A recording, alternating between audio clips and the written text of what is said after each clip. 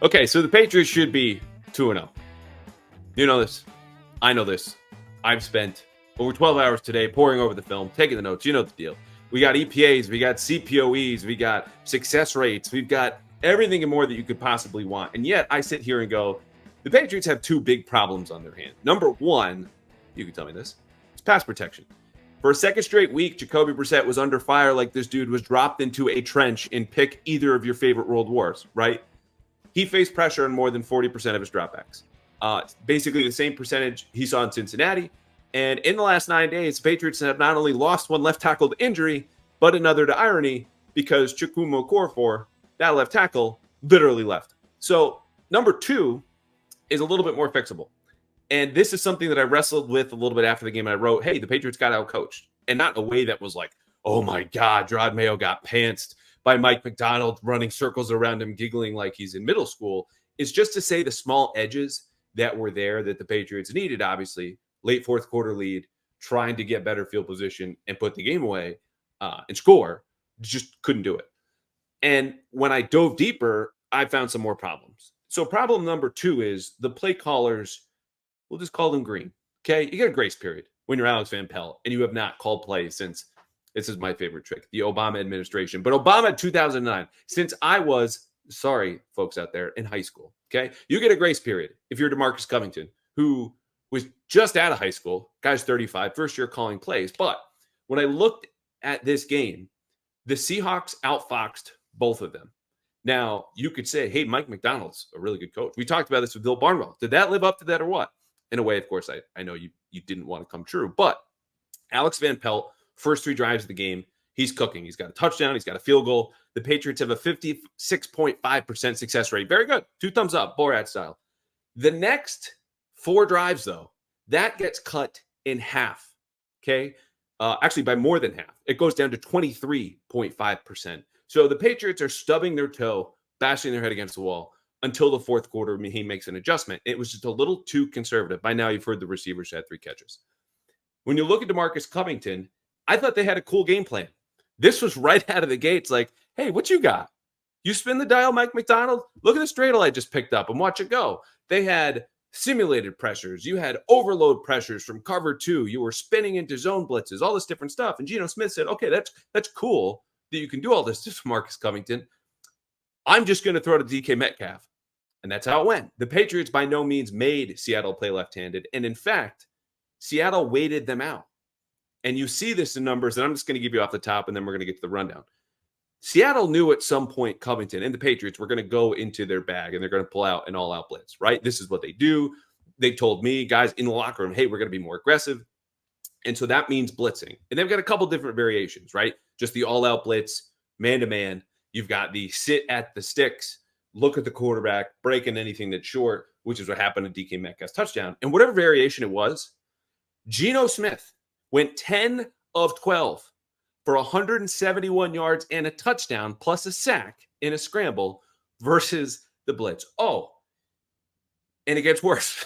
There was 1 drop in those incompletions. And number 2, on DK Metcalf's touchdown, Bill Belichick came back to haunt his old defense because the blocking scheme that Seattle used, he may or may not have invented. And if it wasn't him, it was someone on the Patriots staff back in 2005. Now, we've gone fully into the weeds. Let's zoom out. We're going to talk about the offense. We're going to talk about the defense. We don't have game balls to hand out today because they lost. So we're going to do, we need to talk. What would NFL film say? And then mailbag and get out of here. But before we do all of that, even though the Patriots lost on Sunday, you know you can still win with Prize Picks. Here's how. We talk a lot about Drake May in this podcast, right? Rookie quarterback, top 3 pick. There's another rookie quarterback picked in the top 3, Caleb Williams, who can win you money on Prize Picks. Because if you put him in your stat projections going more or less, and he gets more than half a passing yard, boom, check. That's a win.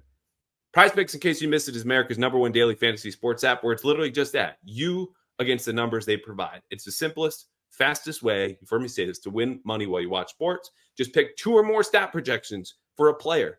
Go more or less, and that's it. Plus, if you pick the right 4 players, more or less, you can win up to 100 times your money. So do like I do during basketball season. And we just had baseball season, RIP to the Red Sox.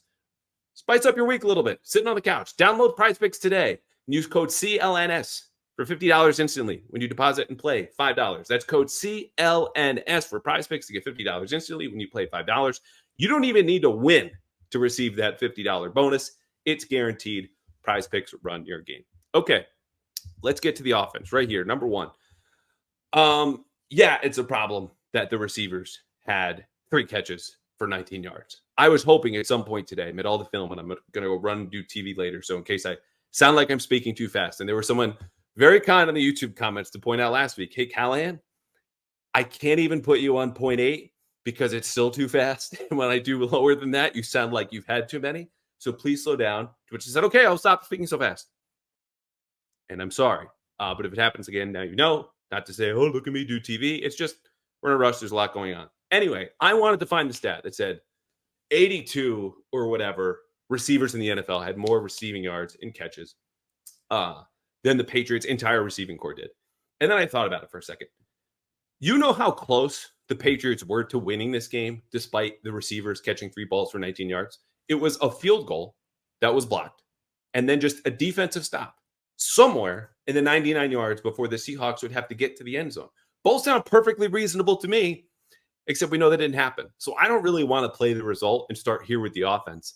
We just did the play calling part, and we'll dive deeper into that. Because again, Seattle adjusted, just cut the Patriots' success rate by more than half in the middle quarters. I don't really care about that. That's playing the result. The process was bad either way. But had the Patriots won, you know just as well as I do that this would have been, look at this team. They won, even though their receivers got to hang out and sip Mai Tais or Oktoberfest or whatever it is on the sideline, and they're 2-0. And they could be 3-0 this Thursday. Of course, it didn't happen. That's not how we're talking about it. Now it's a 5-alarm fire. But my point is this. You do not just get to blame Alex Van Pelt or the pass protection, which was dreadful, or even Jacoby Brissett. It goes to the receivers too. The Seahawks increased their man coverage rate late in the game. Around the second quarter, they said, okay, cool. You know what we're going to do? We're going to load the box. We're going to play man coverage. Against man coverage, the Patriots averaged 3 yards per play. Against zone coverage, it was 5.5. As the old saying goes, when it comes to receivers, coaches get them open against zone. But when it's man-to-man, it's up to you. So to me, when I watched this film, Demario Douglas had the only case for what the hell is going on. A case he's now taken publicly, by the way, speaking in the locker room today to our guy, Doug Kyde, among others, saying, yeah, last year I felt like I could prove myself. This year, not so much. Speaking, though, of Jacoby Brissett in the passing game, I should know better than to do this after week 2 because I knew this was coming. As soon as the Patriots lose, as soon as the offense stumbles, you're going to have folks out there clamoring for Drake May. We're going to do it anyway. I'm breezing through this yellow light, okay? Because here's the deal. I know how it goes. Offense struggles, team loses, bench the quarterback, fire the coach. Okay, no one's firing Gerard now. So, of course, you want to start the top 3 pick for Jacoby Brissett, who only had, God, I don't know what they're in here, like 149 passing yards, right? Here's the problem with that. I have a question for you. Do you want Drake May behind an offensive line that has been blitzed all of 6 times in 2 games and allowed pressure on 45% of those dropbacks? All dropbacks. Seems hazardous to me. And you could say, oh, Drake May would escape better and he would throw long. And you know what? Yeah, he probably would throw a little bit longer. This dude is a gunslinger. We saw it in North Carolina, the good plays, the bad plays. He's going to chuck it. But through 2 weeks, would he rank 10th in QBR, which is a refined version of passer rating that actually accounts for fumbles and scrambles in game situation, unlike passer rating? Would he rank 10th in success rate, which means how well are you doing as a quarterback keeping your offense on schedule? Would he even be 15th in EPA per play? Because Jacoby Brissett right now is walking the same path Mac Jones did to his utter demise in New England, getting overloaded with pressure in weeks 1 and week 2, going to play the Jets in week 3. We all know what happened to Dallas in week 4 last year, New Orleans after that. Mac lost his mind. Okay, Jacoby Brissett is not losing his mind right now. He's keeping the whole offense together. And I get that when you watch him take 3 sacks like he did on Sunday, you think it's his fault, when in reality, he's doing an unbelievable job of taking bad situations and not making them worse. Because in the 28 times he's been hit or hurried, he has been sacked just 4 times.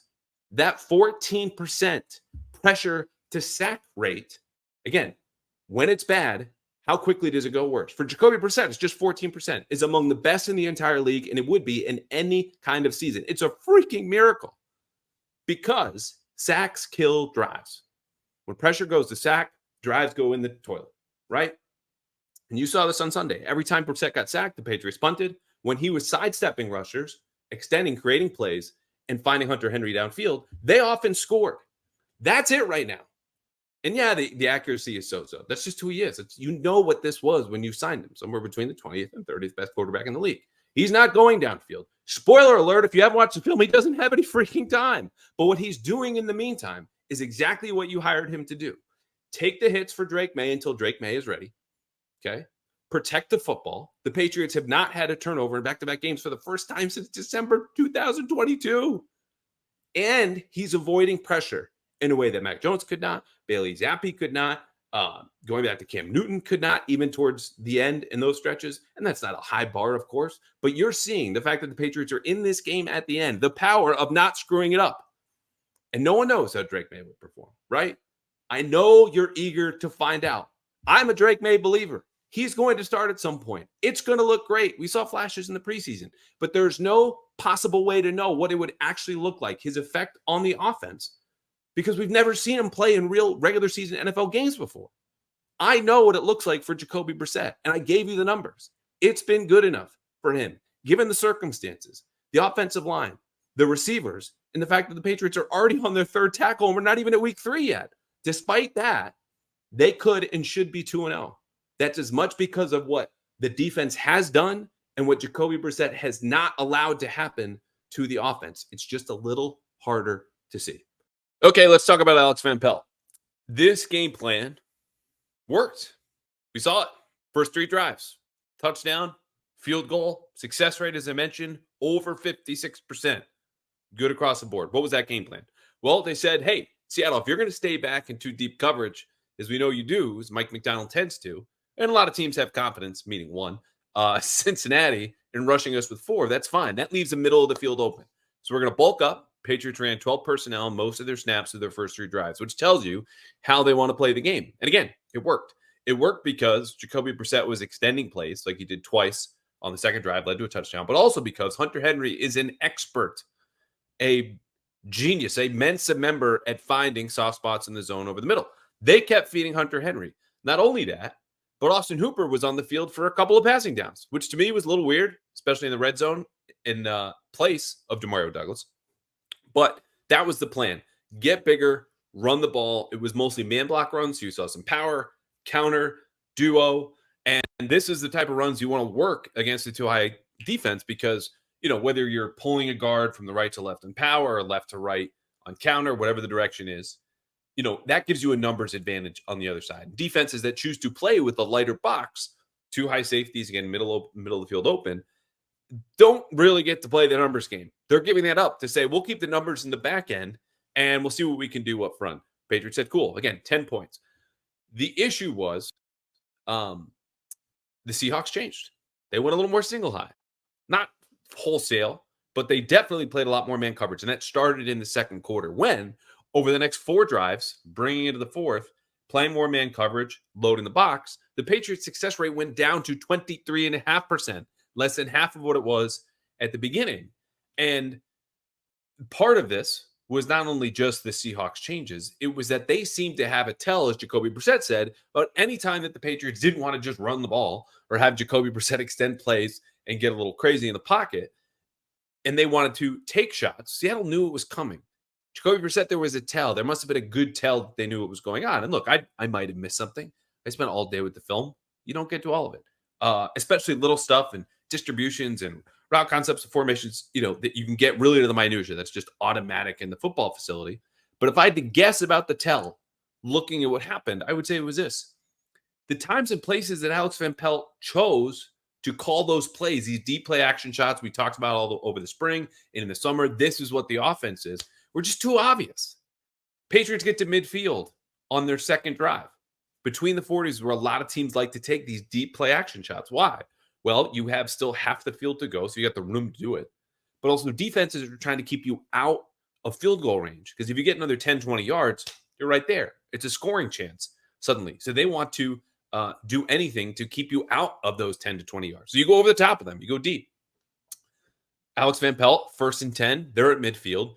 Seattle, as the Patriots call this deep play action shot, brings the house in a way that Seattle, before then Baltimore, didn't really do. They'll get creative with zone pressures and sim pressures and creepers and all this different stuff. But this was we're sending everybody. So Jacoby Brissett turns around, fakes the handoff, looks at the defense. Oh my God, everyone's in the backfield. And he extends a play, finds Hunter Henry. But that play call was out of what I would say the rest of the game script and the menu sheet that the Seahawks were working from. They knew it was coming, or they had a very, very good idea that was coming. The second one, early third quarter, Patriots get this 4th and 1 stop. Geno Smith goes to the QB sneak, met by Kyle Duggar, met by Anthony Jennings, Raekwon McMillan. Boom, big stop, huge play. Sudden change. That's what they call that. Defense to offense. Offensive coordinators love to call shot plays off of that to the folks who believe in momentum. You just ride the wave. So what do the Patriots do? In this space, this very popular space, just like midfield, sudden change, 1st and 10, dials it up again.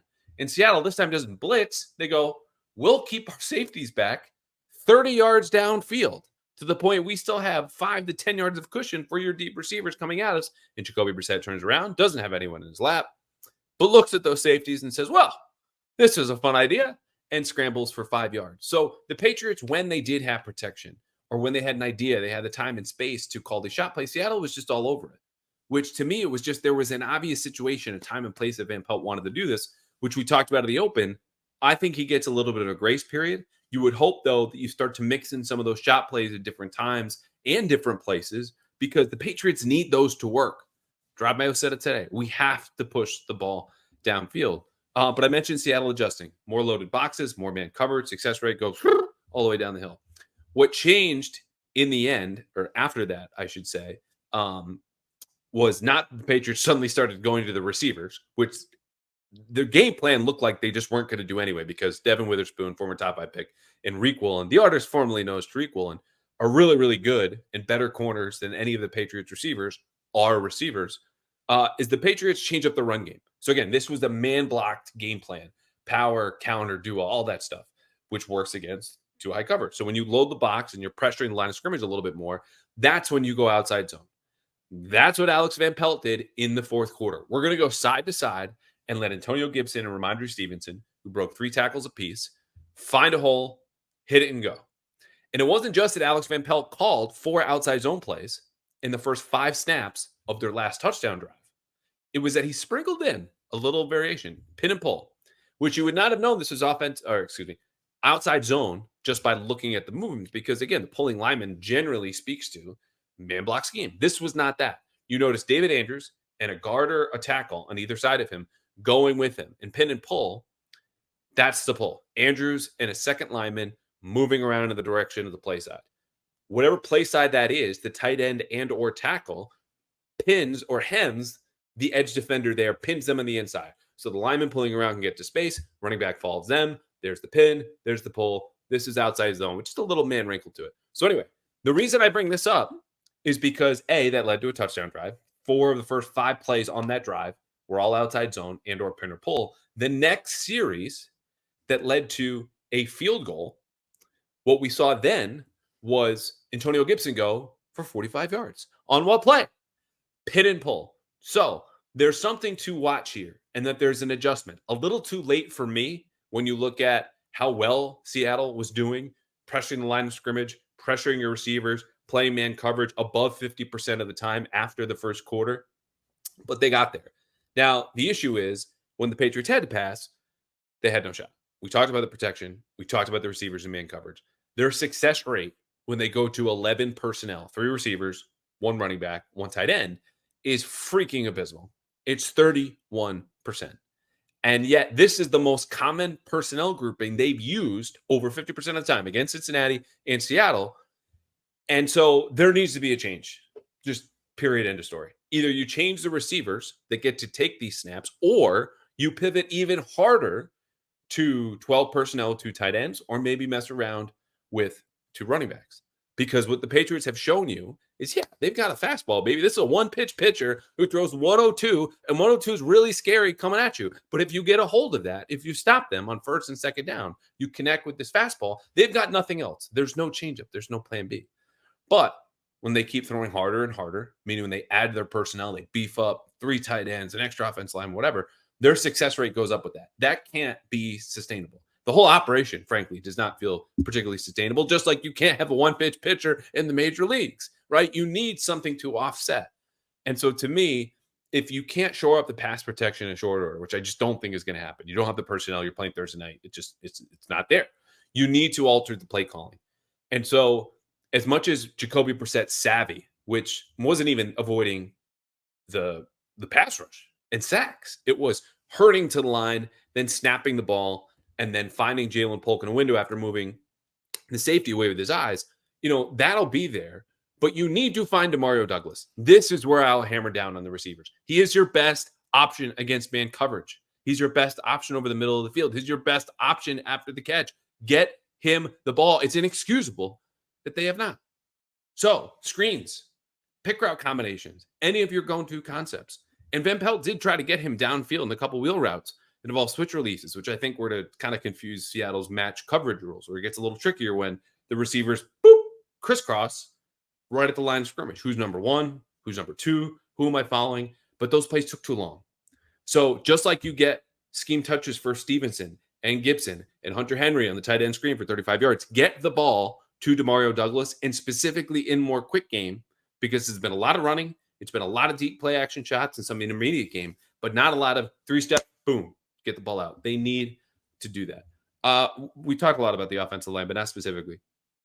To run down their stats, Vidarian Lowe, 4 pressures allowed again. He's hurt, might not even play against the Jets. Michael Jordan, only 1 pressure. It was a sack, but pretty good for a guy who got a full-time promotion today. David Andrews, clean sheet or slate, pick one. Callahan. There's no such, he didn't have a clean slate.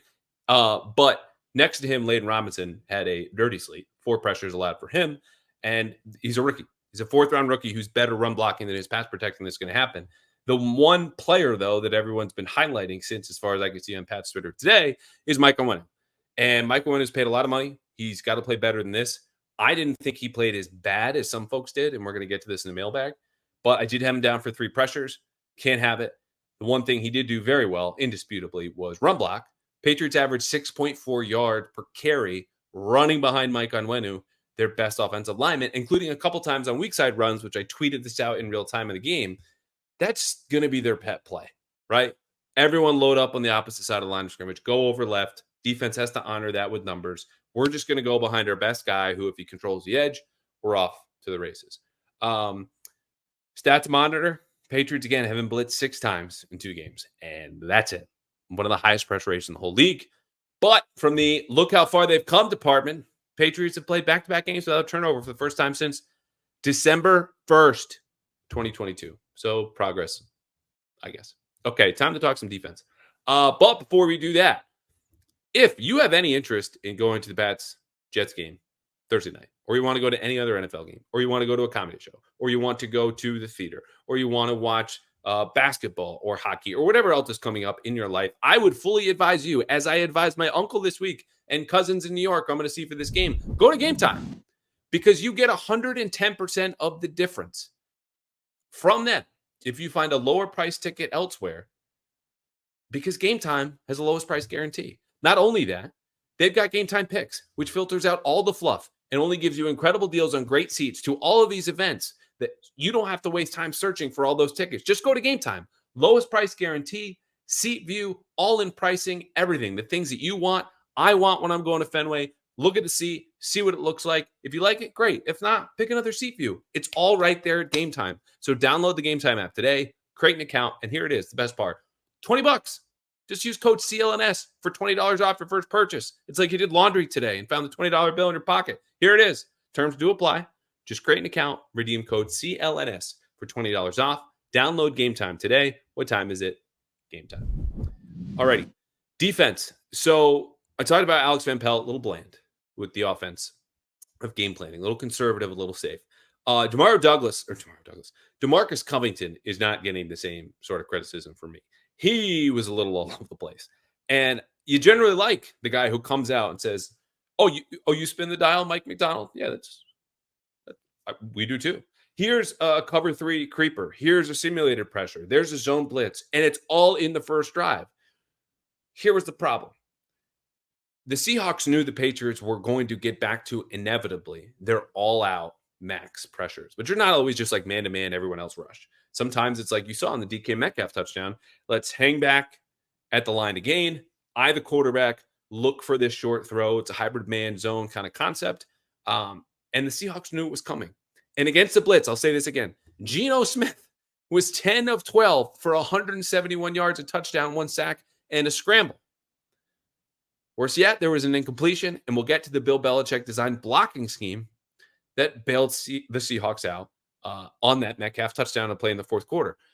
But the Patriots blitz rate at 27% was much lower. This was not the plan going in. The Seahawks just knew in critical moments they're going to get back to it, and they were ready. And as you just heard, got punished. The Seahawks had a 69%, a very nice 69% success rate against the blitz. The Patriots allowed 13.2 yards per play allowed when they rushed 5 or more. So why do I say they waited him out? Well, Marcus Covington runs all that stuff in the opening drive. They want to get creative. They want to run soft zone behind it. The Patriots only ran man-to-man coverage 30% of the time. And Christian Gonzalez was shadowing DK Metcalf, but it wasn't in a way that, DK felt him. It was more like Christian is my parole officer. Like, I'm very mindful of him, but if I want to do something and he's not around, I could probably get away with it. And he's not around a whole lot. So this was not someone locking him down. Obviously, the stats showed you that. But when the Patriots did try to press the issue, this is where I say DeMarcus Covington did a little bit too much. 3rd and 7, okay, 48-yard line. The Patriots have a couple plays left in the half. Seattle's got the ball. Seattle's not in field goal range. Instead of saying, hey, we'll keep everything in front, as long as you don't get 10 yards, A, you don't get a first down, B, you're not in field goal range, we're fine. DeMarcus Covington dials up this zone blitz that leaves the middle open. Noah Fant gets 14 yards, first down, field goal range. Seahawks get 3 points before the half. Then you have another 3rd and 7 after halftime, okay? This was a big, giant zone blitz again that sent Keon White and Joshua Uche flying backwards 20 yards downfield, where Geno Smith delivers a 24-yard dime for a completion and another first down. They didn't score at the end of that drive. It wasn't a back-breaking play. But you get the point of the Patriots trying to press a little bit too much. Like, here's what we're doing to get pressure on you. We're going to set the terms. We're going to spin the dial, do all this different stuff. Geno Smith didn't care. He said, I'll throw to my guys. I know where this is going to come from. And you can do all this extra stuff, but it's not going to lead to anything because we've got the horses. You don't. And whether the Patriots chose not to play man coverage because they agreed with him or they just thought this zone approach was a better plan, it didn't work. And by the time they did get around to playing man or the all-out blitz, here's how that blocking scheme worked. All-out blitz pressure. The essence of it is, hey, we've got 11 guys on defense. You have 10 on offense around your quarterback. When he snaps the ball and holds it, we can cover all of your receivers one-on-one, even if there's 5. Then we have 6 players left over to rush at you. And because you have 5 receivers and a quarterback, that leaves 5 offensive linemen to block 6 rushers. We're going to get a +1. Well, what the Seahawks did is the same thing that Bill Belichick did, according to Dominique Foxworth, ESPN, where the Pats lost divisional round game, their 3-peat bid in January 2006. So that's for the 05 season. Denver had a huge cover 0 all-out blitz package. So the Patriots entering that game said, okay, this is what we're going to do. We're going to have a receiver declare, go outside the formation, right? I'm going to be a receiver here, which told Denver how many players were going to be blocking and how many players they needed to blitz. Except at the snap, the receiver went in motion and then blocked an edge defender who was intentionally left alone by the offensive line. So what this did was the receiver, who's covered by someone on the defense, right, goes and blocks to give a +1 up front, while his defender is no longer blitzing or covering anyone because he's covering someone who's blocking. He's in no man's land. That's evened up the 10 versus 11. With that defender in no man's land, it's really 10 on 10, which means you can block all of the blitzers so long as this guy does not rush, though he usually does after a second or two, and then find a receiver one-on-one who doesn't necessarily have to be within 5 to 10 yards of the line of scrimmage. You can go deep, have longer developing routes. The Patriots didn't win that game, as we know, but the Steelers used that same scheme, that design of the receiver going and motioning, serving as a blocker, stalling his defender in coverage for a moment or two to erase that numbers advantage. And even if he did add to the rush, it's a second or two late. Brady or then Ben Roethlisberger had the time to develop and attack downfield, and he did. Well, Geno Smith did the same thing. This was on the Metcalf touchdown, which was a breakdown in coverage. But this was a wrinkle. I remember watching the film here today and said, this is too good. The point is, Seattle had answers for the blitz. That was 2nd and 5 at midfield, but they knew, based on the Patriots' certain looks, when they were going to go to this max pressure or all-out pressure, which, again, they did in overtime for their last 2 first down plays. The first one was a 3rd and 6, 3rd and 7. Zach Charbonnet going into the flat, opposite this max pressure. Geno Smith backs away, flips to him, he runs for a first down. The other one was a moving pocket throw. The Patriots, again, all-out blitz. In some of the situation, like you just have to go force the issue. You already punted to start overtime. A field goal beats you. You need to get them out of field goal range. But the Seahawks knew it was coming, and they knew it in between both the Metcalf touchdown in the first quarter and those plays in overtime. Because, again, 10 of 12, 171, and a touchdown, 1 sack. Geno Smith was freaking brilliant. And the Patriots could never press them off, get them off schedule. That's what happened here when you're dropping Keon White and Joshua Uche into coverage and sending Marcus Jones and a nickel blitz a bunch of different times. They couldn't do it, okay? And they ran out of options, and that's how it looked. I mentioned Gonzalez. He gave up 4 catches to Metcalf. Didn't see him a ton of man-to-man. It's just, this is why I wanted to wait. Can I see a 5th game before I call him an all-pro number 1 corner? Potential's in there. Don't get me wrong. But this is not a game that he's pointing to and be like, I shut down DK Metcalf. No, you didn't. You didn't even get the chance to do that. Speaking of man-to-man, Geno Smith was 8 of 12 for 101 yards and a sack plus 2 drops, which are brutal numbers for a defense that prides itself in playing one-on-one. Up front, one-on-one, Keon White had 4 pressures. He was the only guy on the defensive line to have more than 1. Raekwon McMillan had 2 hurries. They were both on blitzes. You're going to hear a lot more about him with Juwan Bentley, who I think is a major blow. He's getting the play calls in from the sideline. He's making the checks. He's the first one into the hole. Experienced guy. I'm watching their first couple run plays, or plays of run defense, and he just triggers so fast. Like, what is he seeing that I'm not? Which is not to say that I see everything that Juwan Bentley does. It's just to go, like, if he's wrong, he's really wrong. He didn't care. But up front, again, is the issue. The Patriots don't have to reach into their big bag of pressure tricks. If Keon White and Dietrich Wise and Joshua Uche are getting pressure, they can just rush forward. They tried to, and it didn't work. Again, just a 27% blitz rate, which is really closer to 20 before halftime, but they couldn't do it. Down the middle of the defense, this is going to be a real test for them moving forward. Devon Gotchow and Daniel Akwale, defensive tackle, combined to play almost 100 snaps. It's a lot. They're asking them to play all 3 downs. Guys that are not used to that. Even Gotchow, who's been a starter for multiple years. In the middle, Jelani Tavai at 99%. It's probably going to go to 100 now with Bentley out. Duggar and Peppers are at 100%. And outside, it's time to bench Marco Wilson, man. Like, he was in a rotation with Jonathan Jones. You notice it because he again had a defensive pass interference penalty and gave up a 16-yard catch. I think it's Alex Austin time. This is really in the weeds now. Speaking of Jonathan Jones, no, it was not defensive pass interference. That sucks. Calls go against you. But it is a loser mentality, okay, when, the ref took the game from us. No. You could have stopped them after the fact. You could have made stops earlier in the game, not to even be there in the first place. This was not a good defensive game for the Patriots. Geno Smith had almost a career day with his 327 passing yards, which would have been more, okay, were not for a couple of good tackles, which you didn't see from Marcus Jones because he missed 3.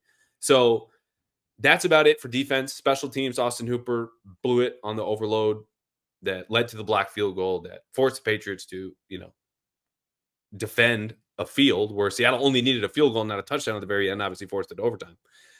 But who is the player? Who is the group as we pivot now to we need to talk in light of game balls? It's the offensive line. That's just what it is. It's untenable. You can't have pressure rates of 44, 45%.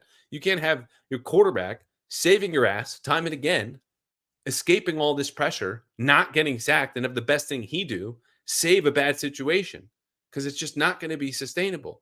There needs to be a fix here, and it can't be Caden Wallace for the rest of the season at left tackle. You need to make some sort of Godfather offer or find someone on the street. I don't even know who's on the street anymore. We always talk about David Bakhtiari. Do you think anyone wants to jump into this team fresh off the street just yet? I don't know. But here's the thing. This is why I and plenty of other media members were like, you need a tackle. You need somebody else. They don't. What would NFL film say? Then we'll get to the mailbag and we'll get you out of here. Okay, so it starts in this fictitious documentary of the Patriots 2024 season. Every game you're watching at the end of the year, what does this game look like? I say they start at the top of the lighthouse because who's up there as the keeper, absorber, watcher, whatever of the light, lighter of the light? Malcolm Butler, right? This was A plus organizational trolling. He's ringing in the bell. 2014 Super Bowl team comes out at halftime on a duck boat. Vibes are high. Things are good. Patriots get an early lead. Then, of course, you got to show the Metcalf touchdown. Back and forth we go. 17-13 Seattle at the half. Then it goes straight to the fourth quarter because we didn't have any points. Ramondre Stevenson, boom, touchdown behind the jumbo package. Gillette roars. Maybe even get a reference to Drive Mayo on WEI saying, hey, we're going to run the ball. You got to stop it. Looks great. Here comes Antonio Gibson. Boom, 45-yard run down the sideline. Field goal attempt. But wait. Oh, it's blocked. Oh, and Seattle's going. Oh, they're kicking their own field goal. Oh, they tied the game. Okay, overtime. Well, you can still win this. No, we got stopped again. And then Seattle goes down. Penalty flag, oh no. They kick a field goal. Everything's quiet. Well, you can't win them all. And it's on to the Jets because they always spend a little bit more time in the divisional games. That, to me, is what NFL films would say. Okay, we got 1, 2, 3, 4, 5, 6, 7 questions in the mailbag. I start with John. John Zannis, president of the company that produces, that does everything with this podcast except for what I'm doing right now, jumps in because he's a good teammate and says if sitting Drake May, John also just might believe this, and he might not being a teammate. He might just be a frustrated fan like you. John says if sitting Drake May before he's ready and under less than ideal circumstances is obviously the right thing to do. Is playing Caleb Williams, Jaden Daniels, and Bo Nix wrong? Look, my first thing would be there are degrees here, right? The Patriots' offensive line sucks. All of their offensive lines suck a little less, but their fans are probably saying the similar things about their pass protection. Let's be clear again, draw the line, run blocking versus pass protection. There's a point at which, within these degrees, you have to say, okay, this is where I would stop. To me, the Patriots are on the wrong side of that line, where I would not start a rookie quarterback. I'm at the point I would consider Joe Milton before Drake May, throwing him into this mess. Where, again, 45% of the time, you're off schedule. You're off platform. You're doing things you don't want to because you just can't do your own job in the pocket and throw the football. That's where we're at right now. Caleb Williams at least has a receiving core. That was a bad offensive line. We certainly watched it if you watched Sunday Night Football.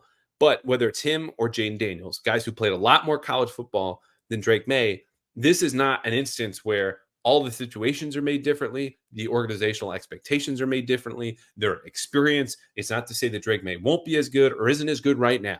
But to me, your goals are to build him up to be the future of the franchise. If he goes in, he gets torn down. And I don't care what the rest of the league or those situations look like. And I think that's a fair way to look at it. Same way if you were raising kids, I would say. It might be in the same class, right? But you have different expectations based on their ability level or whatever else is going on in their lives that are not going on in other kids. So at some point, the comparison is just not worth it. I don't even have kids. So that should be, I think that made sense. Theora, great question here. Will the amount of pressure that's getting to Brissett eventually start to affect this game the way it did Mac Jones? Or does the fact that he's a veteran mean that he should be able to manage it without getting sped up? Like I was there, slowing down now. How about that, Theora? Again, great question, because I think about this like Mac Jones. Week 1 and week 2 survived a ton of pressure. Close games, difference, obviously, the Patriots win the first one this year. Didn't win either of them last year. You go play the Jets. It's going to be a physical game, however it goes. And then there's an additive effect here with the pressure. Couple big differences, obviously. Brissett, I think, is mentally tougher. I think he was when he entered the league. He's also more durable. He's a bigger dude who's taken a lot more hits. He's also someone that I think knew what he was stepping into, whereas Mac Jones was very comfortable, liked what the offense was going. Then everything fell apart, and he had a lot more pressure on him. We talk about expectations, and just couldn't take it anymore. That's not going to happen to Brissett as fast, if it does, as it did to Mac Jones. But that doesn't mean the Patriots shouldn't do everything in their power to fix this offensive line situation, which might not be a whole lot. We're in the thick of it now, okay? The game have begun. So Brissett can manage this better, but there's no guarantee that he won't break because pressure breaks everything. It breaks everyone, and especially at the rate the Patriots are allowing it right now. Corey, quote, getting to the X's and O's. Is it too early to give May some RPO packages to sprinkle into games to give defenses a new look and get his feet wet? Or is it better just to wait until he's actually the starter? So the RPO shine, I think, is rightfully worn off a lot the last couple of years because defenses in the NFL, same as they have in college, have found solutions. Some of it's man coverage, sometimes it's the structure and alignment of the safeties, certain different keys, whatever. I don't think there's a real benefit, especially when the first letter of the RPO, as you know, is for run. Teams might just invite him to hand the ball off, depending on whatever the situation is. Or if he's throwing, it'll probably just be a slant because offensive linemen can't really go downfield. If he's holding on to the ball longer, then he's at risk. There's no big benefit to an RPO package. Like you might as well just be saying, why not do a bootleg package? Eventually, there's a little bit of a tip off here, right? So I think the 30% snaps in practice are legitimately valuable. I think that's the right way to handle it. Build him up, give him experience against a good defense, right? And not have any kind of threat from physical harm or just building bad habits. And if he does have bad habits, you fix it. It's practice is what it's for. But the idea of an RPO package, it's not, like a wildcat package if you had a running back, to me would be more effective for this offense. And even that has maximum tell of, oh, there's a running back who's going to take the snap. I wonder what they're going to do, right? But there's no such upside because you can hit single wing off balance lines and make big gains running the football. But there's nothing really there with the RPO package. If you're going to run that, just run it with Brissett. Mike D, should the Pats move Mike on one of the left tackle and insert Wallace at right tackle? No. But obviously, a lot of changes should be on the table. The difference is Mike Onwenu's never played left tackle. And the team's actually shot this down internally, from what I understand. So, and not in a big proclamation way, but they're not considering it because they've made up their minds. It's just not going to happen. So, especially after this game, where some folks are being like, "Oh, could you put him back to right tackle? Can you, put someone else at right tackle, put him back at right guard, and put him at right tackle?" He's never played there. He played left guard in 2021, then got benched, and for the rest of the season, pretty much. Keep him at right guard or right tackle. I would keep him at right tackle. It took too long to get him there in the first place. You just got to ride out these games. And Caden Wallace, I said weeks ago, should have been stuck at left tackle and developed there. Full stop. Hasn't happened. What are you going to do? 3 more. Lawrence, does the West Coast offense use a slot receiver more or less than other offenses? So I understand what you're going for here, grouping the Patriots offense in with a West Coast offense. What I would say is that when we talk about a West Coast offense, it's really not the whole system. It's just the passing game, meaning you're using certain concepts, you're using certain timing, the way that you teach it. The quarterback's feet are tied with his eyes, and that, okay, by the time you get to 3 steps, you're looking here. When you get to 5 steps, that means the receiver's at a certain point downfield. Those basic principles and then schemes are West Coast. The run game could be anything else. You could pair, for example, the Rams are an 11 personnel team. They will never, ever, ever have a fullback with Sean McVay. You would still call that a West Coast pass offense. The Niners, Kyle Shanahan, are always going to have a fullback. But the run game looks very different. It's a 2-back running game, but still some West Coast principles in the passing game. They came from the same coaching tree and then split off into their own branches, which is to say the personnel decisions are really more predicated on what's available to you and then your own coaching preference. Because again, you just gave you 2 different examples of a West Coast offense, quote unquote, which really, again, only refers to a passing game, that do very different things on the ground and then by extension with their personnel. So I think this is a personal preference of Van Pelt, and in Cleveland, they use a lot of 2 tight ends. It's a bigger offense. So it's not that they don't use the slot receiver a whole lot. It's also that receiving group, again, 31% success rate when they went to 3 receivers. Not good enough. It's bad. It's very, very bad. It should be better. There are ways that it could be better, but it's not because he's a West Coast guy that they just don't like slot receivers. It's just how their team's constructed right now and how he's chosen to run the offense. Sox Nation, would this offense be a little better if Jacoby was able to decide where he starts his progression? Specifically, it seems the progression is pre-planned instead of finding the best matchup pre-snap. So it is not lost on Jacoby Brissett if Jalen Polk's across from no one, I would say, or Demario Douglas is on a linebacker. He can make an audible. He can make a check. He could go from a run to a pass or pass to run, whatever it is. But the read progressions are a 1, 2, 3 within this system. It is not like we used to see in the old New England system, a man coverage concept on one side and a zone one on the other, right? And that was the Earhart Perkins. You get two different concepts. That was the play call merged together. This is very much 15, 16 words, and it's all going to be layered and tied together and make sense. And you can go 1, 2, 3. Now, he can skip a read if, for example, there's a blitz and he goes, okay, my first read's a post. I'm not even going to get enough time to throw that or look at it. Let me skip to 3. So there is I would say, room for not improv, but like human application here, right? Like you're not always abiding by the rules when you're driving or doing whatever your job is. Sometimes you're doing the thing that makes the most sense in that situation. And he's doing the same thing. But this system works. When it doesn't work, it won't be because he went 1 to 2 to 3 and should have just gone to 3. You need to make that progression for a reason. They spent a lot of time designing this, and that's just how they do things, even if it's different from the last offense and the offense before that, before that, and before that. Getting out on this, Jordan. The key plays that cost the Pats yesterday with a 56-yard touchdown to DK Metcalf, the sack on 3rd and 6, and the blocked field goal. Do you blame the play call / decision or execution on each? I love and hate the word execution when it comes to, well, specifically in answers from players and coaches who I get why they're saying that. They believe it. It's also to say, okay, Callahan, why wasn't your podcast so good? Well, I just didn't speak well enough. Yeah, duh. Like all of life is execution. Now, there is a line to be drawn between, let's call it the play call, as you just said, the play call or the execution.